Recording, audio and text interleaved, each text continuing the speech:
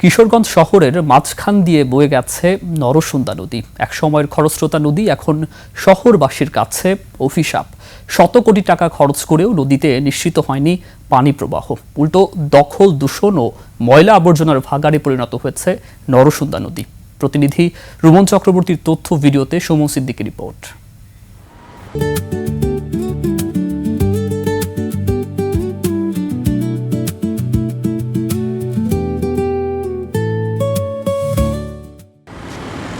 কিশোরগঞ্জের হোসেনপুরে পুরাতন ব্রহ্মপুত্র নদ থেকে নরসুন্দার উৎপত্তি।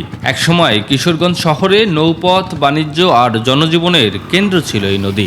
আর এখন কচুরিপানায় ঢাসা ময়লা আবর্জনার ভাগাড়। অবৈধভাবে তৈরি হয়েছে স্থায়ী ও অস্থায়ী স্থাপনা।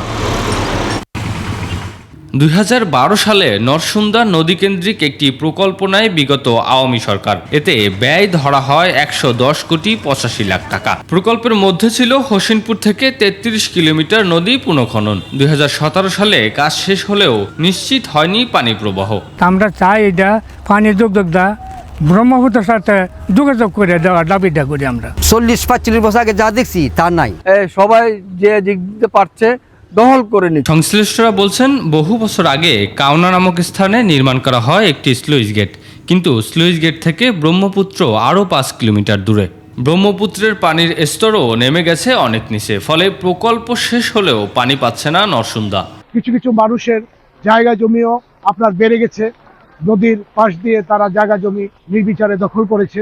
দখলবাজরা আরও সুন্দরভাবে তারা এটি তাদের দখলে নিয়ে যাচ্ছে। পানি উন্নয়ন বোর্ড বলছে তাদের একটি সমীক্ষা চলছে নরসুন্দা ঘিরে। এই সমীক্ষার পর সার্বিক বিষয়ে আরেকটি প্রকল্প প্রস্তাবনা সরকারের কাছে পাঠানো হবে। আমাদের নরসুন্দা নদীকে পুনরুজ্জীবিত করার লক্ষ্যে আমরা বর্তমানে একটি সমীক্ষা বাস্তবায়ন করছি।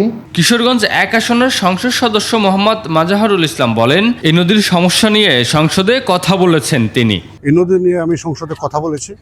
এই নদীটি যাতে প্রাণ ফিরে পায় এবং নদীটি অবৈধ দখলমুক্ত করার জন্য, এবং আমরা আশা করছি অচিরেই দ্রুততম সময়ের মধ্যে অভিযান শুরু হবে। সুমন সিদ্দিকী বাবু, 21 টেলিভিশন।